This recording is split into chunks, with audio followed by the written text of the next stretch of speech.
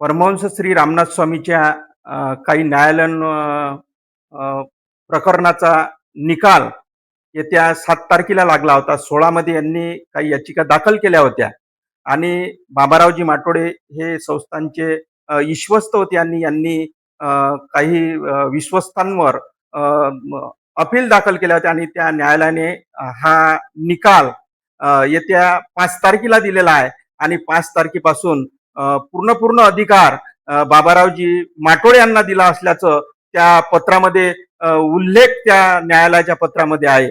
आपल्यासोबत या संस्थांची विश्वस्त बाबारावजी माटोळे आहे. मी आता न्यायालयाच्या याच्याप्रमाणे विश्वस्ताची नेमणूक करून पुढचा कारभार बरोबर विश्वासात घेऊन सगळ्याचे म्हणजे विश्वासात घेऊन घटनेच्या याच्याप्रमाणे कारभार. आता त्याच्यामध्ये सांगितलं आहे का तुम्ही 15 दिवसाच्या आत विश्वस्ताची नियुक्ती करा, तर त्या नियुक्तीचं तुम्ही आता कशी समोरची प्रोसिजर कशी समोरची प्रोसिजर आता त्याची म्हणजे त्या नियमानं प्रोसिजर कारवाई करू. आणि तो अधिकार पूर्ण तुम्हाला दिलेला आहे असा न्यायालयाच्या पत्रामध्ये उल्लेख आहे. त्याच्याबद्दल काय सांग? त्याच्याबद्दल ते म्हणजे हे एक म्हणजे खऱ्याचा विजय आहे. हे म्हणजे आपली बाजू म्हणजे आपण खऱ्या मार्गाने म्हणजे चालून राहिलो आणि खऱ्याचा विजय झाला. भगवंतानं, न्यायालयानं, गावकरी, सहकारी यांनी सगळ्यांनी म्हणजे मनावर घेऊन तो हे ज्यावेळेस परमहंस श्री रामनाथ स्वामी संस्थांचे 3 विश्वस्त होते, त्यापैकी एक विश्वस्त मृत्यू झाले आणि मृत्यू झाल्याच्या नंतर तो कारभार चंपतराव बनारसींनी सांभाळला. हो. आणि त्यानंतर आज या न्यायालयाने त्यांना हद्दपार केलं. हो. त्याचं कारण काय? त्यात म्हणजे अनेक त्रुटी न्यायालयाला दिसून आल्या. 9 वेळा म्हणजे घटनेच्या याच्याप्रमाणे कारभार न करता स्वतःच्या मनानं कारभार करून व त्यात भ्रष्टाचारी प्रवृत्ती न कारभार केलेला आहे. त्यामुळं नाकारलेलं आहे कोर्टानं. सगळे त्याचे दोष पाहून त्यामुळे कोर्टानं ते नाकारलेलं आहे. आता जी बाकी काही रक्कम बँकांमध्ये संस्थांची आहे, हो. तर त्याच्याबद्दल काय सांग? त्याच्याबद्दल तसं म्हणजे ते रक्कम बँकेत टाकायला पाहिजे होती. बँकेत आमचे संस्थांचे खाते होते, परंतु ते कोऑपरेटिव्ह बँकेत खाते होते संस्थांचे, पण ते खात्यात पैसे न टाकता पतसंस्थेत पैसे टाकले आणि ती आर्यनंदिनी पतसंस्था वाढवणार आमना आणि ते पैसे मनमानी कारभार त्यावर चालू केला. मला म्हणजे विश्वासात न घेता. आता त्या बँकेमध्ये किती रक्कम आहे?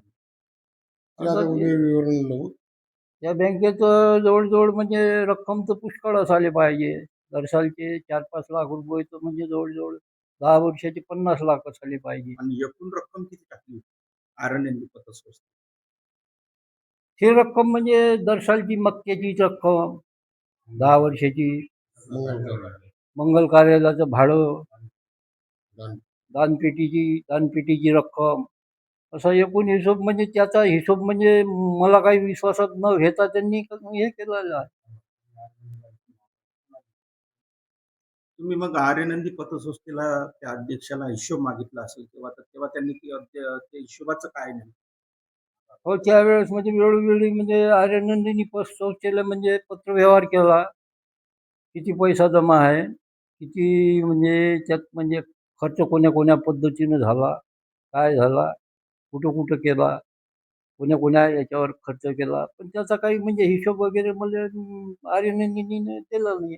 खोटा विश्वस्त बनवून अरुण मुळे ते बँकेचा हे आहे नाही आहे.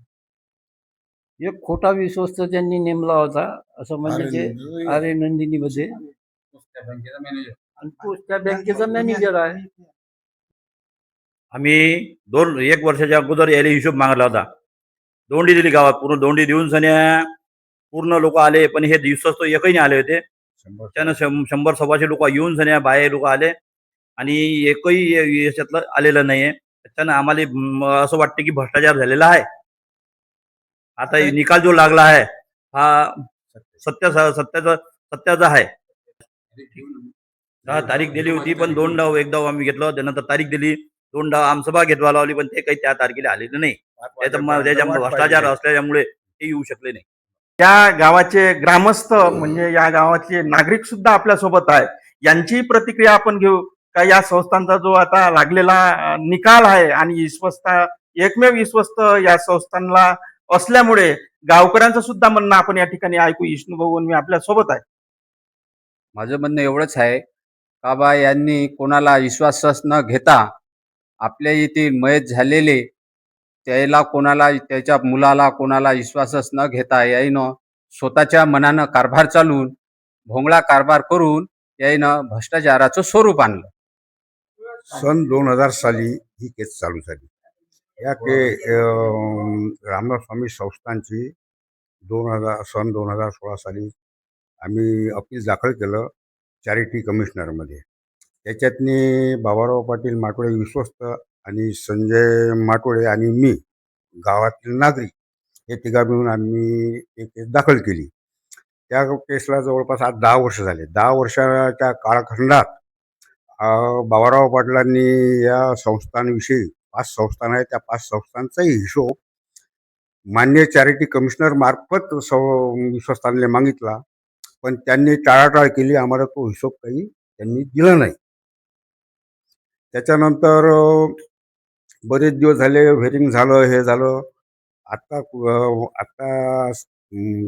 7/5/8ला त्याचा ऑर्डर झाली. त्या ऑर्डरमध्ये बाबाराव पाटील हे एकमेव विश्वस्त म्हणून त्यांनी मान्यता दिली आणि सर्व कारभार जो आहे हे बाबाराव पाटीलच पाहिल आणि नवीन विश्वस्ताची नेमणूक स्वतः बाबाराव पाटील करेल आणि चॅरिटी कमिशनरला दाखल करेल, असा तो निर्णय आहे. हा जो निर्णय झाला हा सत्याचा विजय आहे.